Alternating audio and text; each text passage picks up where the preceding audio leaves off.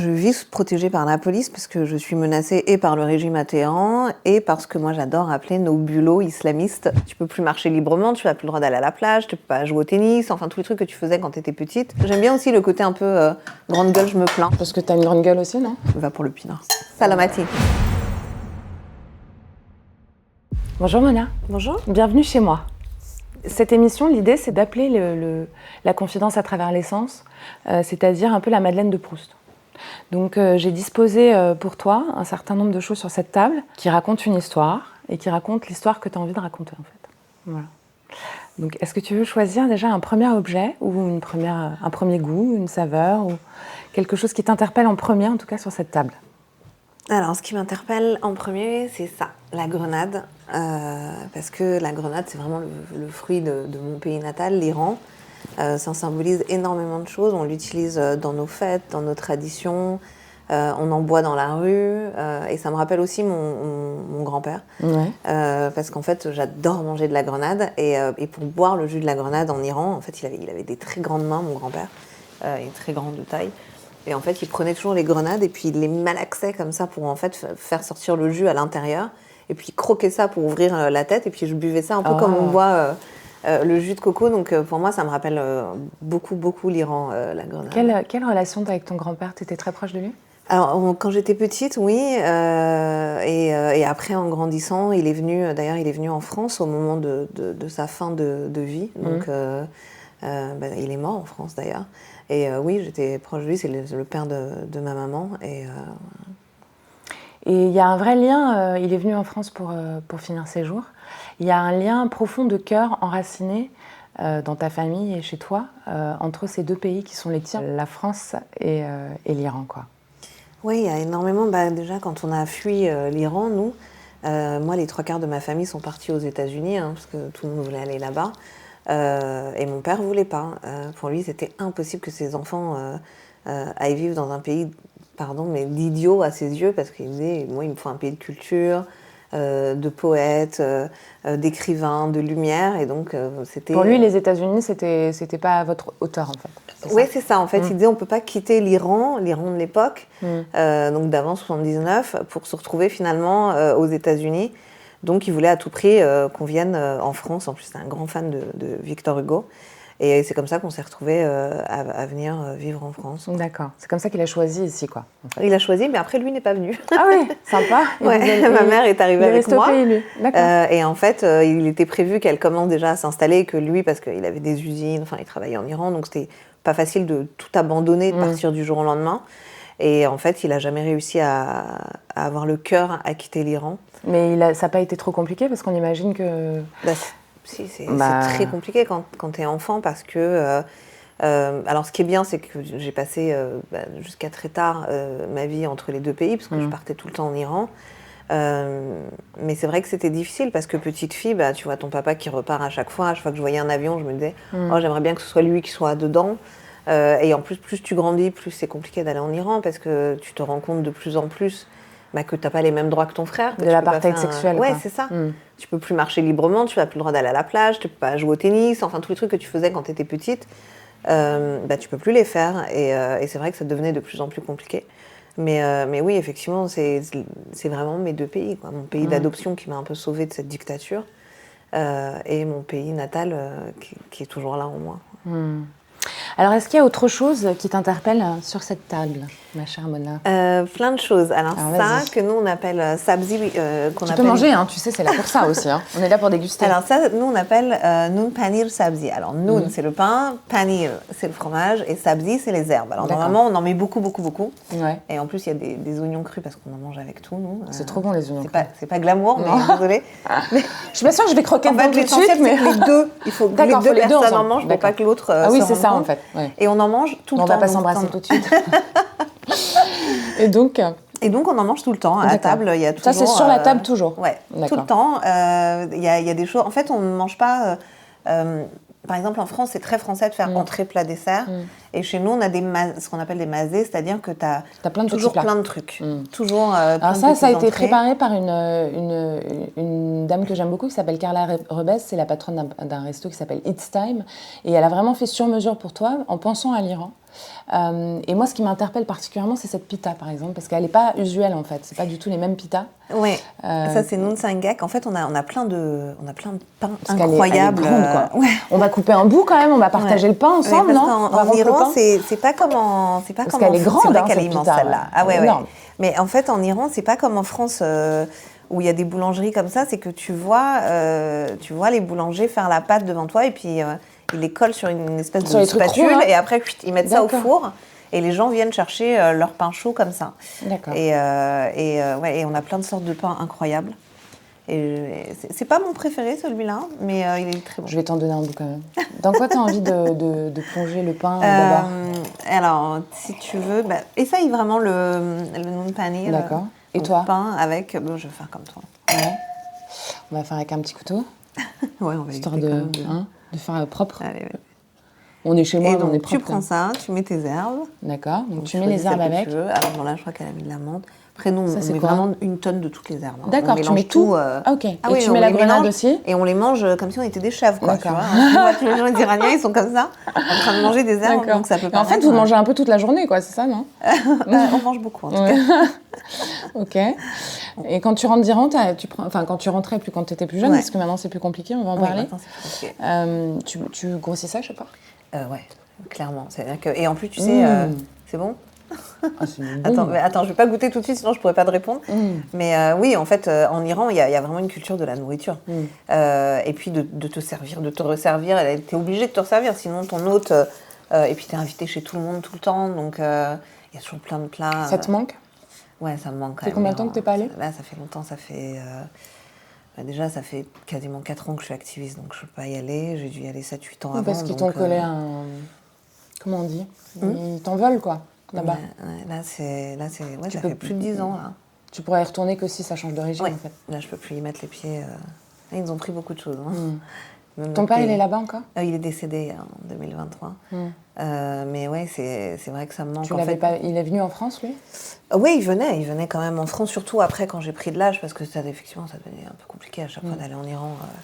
Mais c'est vrai que l'Iran, c'est tout le temps, toi, en fait. Il y a une odeur, des fois on marche dans la rue, il y a une odeur de pluie particulière. Et systématiquement, je dis à mes amis, c'est marrant, ça sent Chamoual, c'est le bord de mer Caspienne. Ça me rappelle mes vacances. En fait, il y a des odeurs, des sensations. Il y a une nostalgie de l'exilé, hein, en fait. Tu vis tout le temps avec cette... En fait, nous, je pense qu'on se transmet de génération en génération cette douleur et ces traumas. On prend celle de nos parents ont pris celle de leurs grands-parents.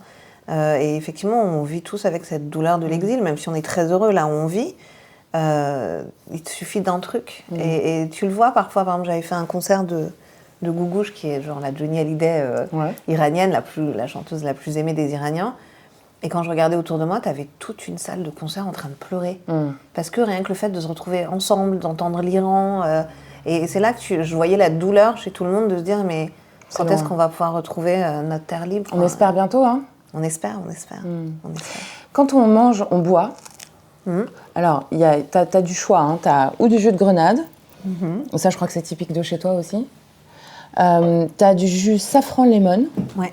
Hein, c'est donc citron et safran. Et puis, t'as une bonne bouteille de pinard.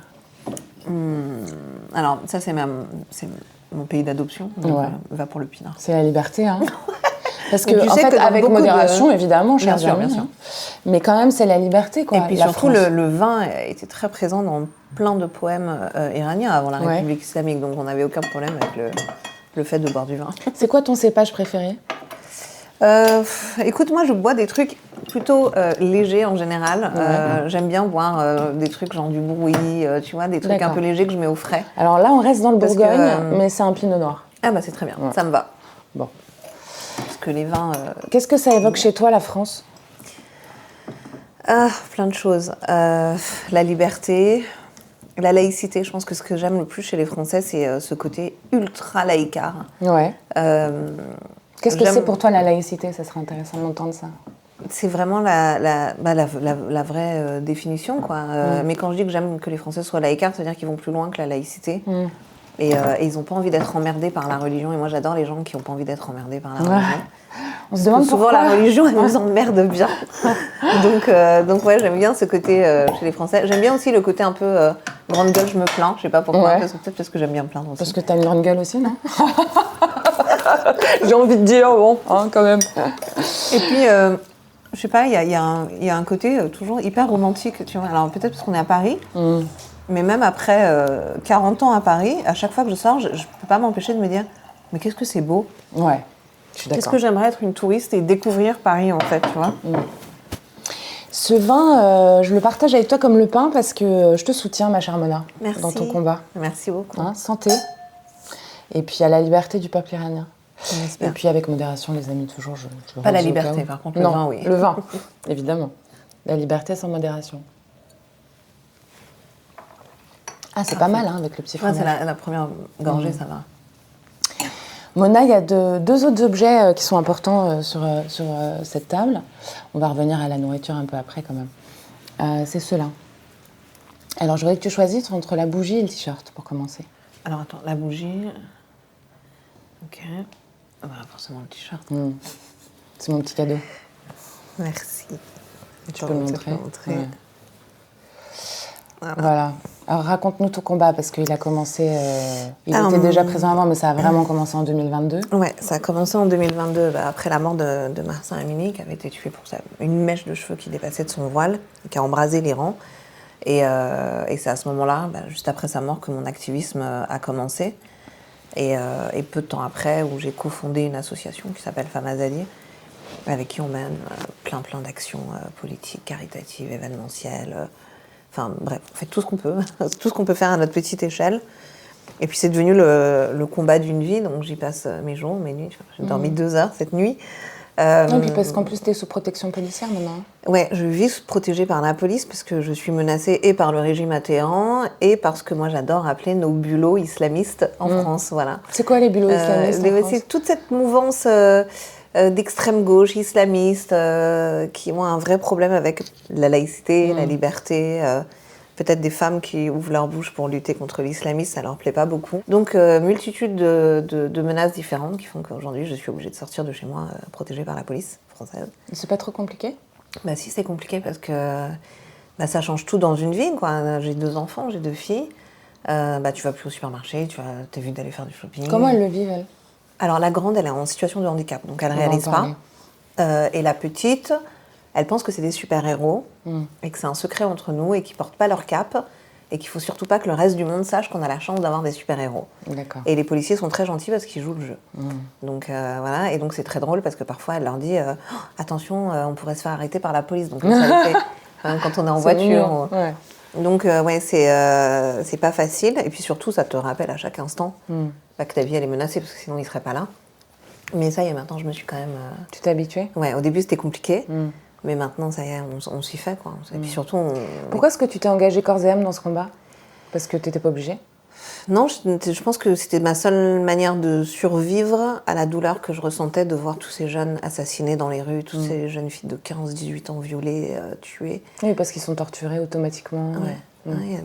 Les premières choses que les ados, elles demandaient quand elles étaient enfermées en prison, c'était des pilules du lendemain, des trucs comme ça. Donc on savait tout de suite pourquoi est-ce qu'elle demandait ça.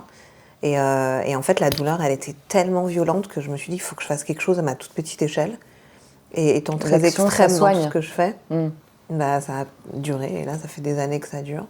Et là, enfin, la rue reprend. Donc, Quel mets sur cette table te réconforterait, là, tout de suite ? Je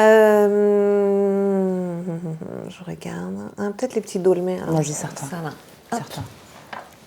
Alors nous, normalement, on fait ça, mais en très gros. D'accord. Dans des gros poivrons, des tomates, des trucs, et on appelle ça dolmen. Il y a quoi dedans ? C'est du riz avec des épices. Et ça, c'est un truc que tu mangeais chez toi aussi ? Alors, ils sont plus gros, les nôtres, mais oui, exactement, on les mange chez nous, et il y a du citron, parce que les Iraniens mangent beaucoup d'oignons crus, mais aussi, ils mettent du citron dans tout. Donc, vas-y, goûte.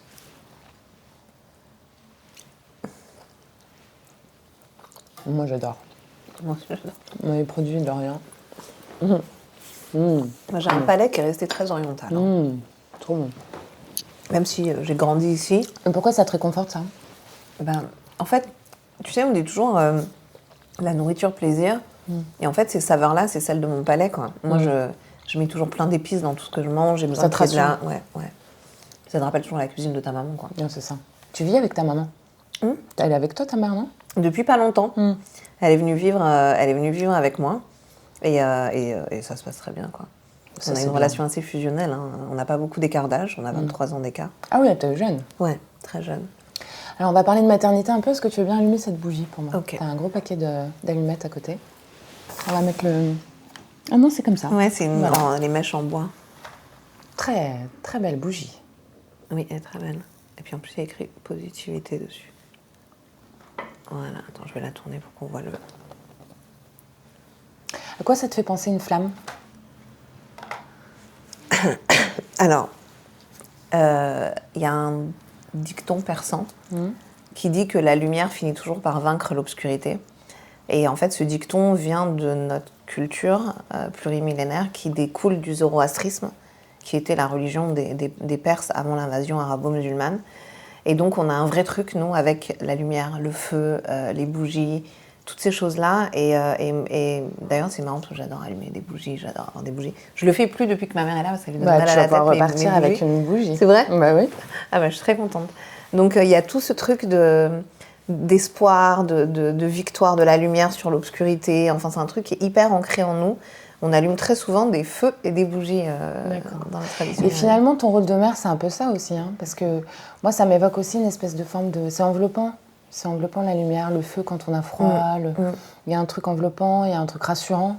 Effectivement, il y a aussi la bougie dans l'obscurité. C'est un peu ça une maman, non?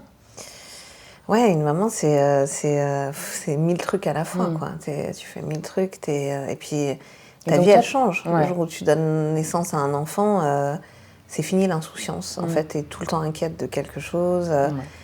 Tu te rends compte que tu peux aimer quelqu'un plus que ta propre vie. Ouais, moi, ça a été incroyable. Alors qu'enceinte, non. Moi, j'ai un vrai problème avec la grossesse. Ça me fait trop bizarre, je sais que les femmes enceintes, elles non plus. Hein. Ah ouais, elles adorent voir leur ventre, l'enfant bouger. Moi, à chaque fois que mon ventre bougeait, j'étais là, oh, j'ai un alien dans le ventre, il se passe des trucs bizarres en moi. Donc j'ai eu beaucoup de mal avec. Pourtant, j'ai des grossesses plutôt faciles, mais c'est pas un truc que j'aime. Et dès l'instant où le bébé est là, mais ça y est, tu as l'impression que tu vas mourir d'amour, quoi. C'est beau. Ouais. Et toi, t'es dévouée d'autant plus que t'as une fille qui est en difficulté, comme tu as commencé à le dire tout à l'heure. Ouais, en plus c'est la première, donc moi j'ai commencé la maternité sur les chapeaux de roue, et puis vers 8-10 mois j'ai réalisé qu'elle faisait pas les trucs comme les autres enfants. On m'a pris longtemps pour une folle d'ailleurs, et puis finalement elle a eu un problème de santé qui fait qu'elle a été hospitalisée à Necker et puis après à l'hôpital Trousseau. Et là on a commencé à m'écouter et en énumérant tout ce qui n'allait pas, ils m'ont dit effectivement il y a un problème. Et donc on a fait 1 an et demi de recherche d'analyse génétique de trucs, et puis finalement on s'est rendu compte qu'elle était porteuse d'une maladie génétique orpheline qui s'appelle STXBP1. Elle n'a même pas de nom en fait. STXBP BP1. En fait, c'est le nom du gène défaillant parce qu'il n'y a que 400 cas dans le monde. Okay. Et que ça tombe sur nous. Et donc, elle a un handicap qui est donc estimé à plus de 80%, puisqu'elle a une non-verbale. Donc, elle commence un peu à dire quelques mots et des débuts de phrases. Et tu l'as avec toi tout le temps en fait parce que t'as pas trouvé d'IME, d'école Figure-toi qu'elle avait pas de... Ça fait 3 ans qu'elle était en liste d'attente pour une classe en IME, donc elle était prise en charge, pas à temps complet, mais par une petite asso. Voilà. Et depuis la rentrée là, elle avait plus rien. Donc elle était à la maison avec moi. Oui, c'est d'où le fait que ma maman est venue vivre aussi avec moi pour me soulager et me permettre de continuer mes activités. Et aujourd'hui, elle a fait sa rentrée. Donc on lui a trouvé une place dans un institut et donc elle va y aller à l'école comme ça va tout changer pour toi. Ça change tout parce que quand tu as un enfant en situation de handicap, les gens ont du mal à réaliser. Moi j'ai vraiment réalisé quand j'ai eu ma deuxième, je me suis dit mais c'est facile en fait d'avoir un enfant. Ça mange tout seul, ça marche tout seul. T'es pas obligé d'aller chez le kiné, chez la psychomotricienne, t'es pas obligé de faire. Tu vois, en fait, moi ma grande, elle peut rien faire. Elle est pas propre. Donc en fait, t'es obligé de l'accompagner. Elle peut pas jouer toute seule. Dès que tu la perds de vue 2 minutes, elle va faire une bêtise qui peut être une très grosse bêtise. Donc tu peux pas t'asseoir en disant va jouer dans ta chambre. Ça n'existe pas ça. Et donc c'est vrai quand j'ai eu la deuxième, là d'un coup je me suis dit en fait, d'accord, c'est difficile, il y a des moments qui sont... mais en fait, c'est facile. T'es une sacrée combattante, Mona. Sincèrement. Ouais, je sais pas. En fait, tu fais avec ce que la vie t'amène sur ton chemin, quoi. Qu'est-ce que t'aurais, si t'avais une question, parce qu'en fait, moi, je pose plein de questions depuis tout à l'heure, mais le but de cette émission, c'est aussi que tu dises ce qui te passe par la tête ou ce que t'as au fond de toi. Est-ce que t'aurais une question à me poser à moi? T'as un truc que t'as envie de savoir auquel je peux répondre? Alors, est-ce que je dois la poser de manière générale ou en te connaissant un peu? Ce que tu as envie. Parce que c'est vrai qu'on se connaît un peu. parce qu'on s'est rencontrés à travers le travail plein de fois. Mais tu dis ce que tu as envie de dire surtout. Ok. Je te demanderais qu'est-ce qui fait que tu sois prête parfois à monter au charbon et t'en prendre plein la tronche, alors que tu sais ce qui t'attend au moment où tu vas le faire. C'est une question que je pourrais te poser. En fait, tu te la poses à toi-même. Écoute, moi, je suis quelqu'un qui croit à l'authenticité, en fait. Donc, pour être authentique, il faut s'écouter. Et je ne sais pas faire les choses à moitié. Donc, quand quelque chose me touche, et le combat des Iraniens en ce moment me touche tout particulièrement, je pense qu'il faut soutenir, en fait, les causes auxquelles on croit, malgré les difficultés que ça peut provoquer parfois. Après, j'essaye de le faire sans rentrer dans les cris, parce que je pense que les gens crient beaucoup en ce moment. Ouais. Ce que j'essaye de faire, c'est de créer des univers calmes, où on peut vraiment échanger, et puis s'écouter même quand on n'est pas d'accord, parce que ça devient compliqué, ça aussi. Mais c'est mon fer de lance. Voilà. Tu aurais pu répondre à ma place aussi, tu vois. Merci, Mamona. Merci. Merci à toi. Bon, qu'est-ce que tu vas ramener chez toi? Tout. Pourquoi non? Bah ouais. si, on va te mettre dans des boîtes. En train, quoi. Ouais. Santé. Santé. Salamati. Voilà. Salamati, et puis il y a Iran, liberté pour l'Iran.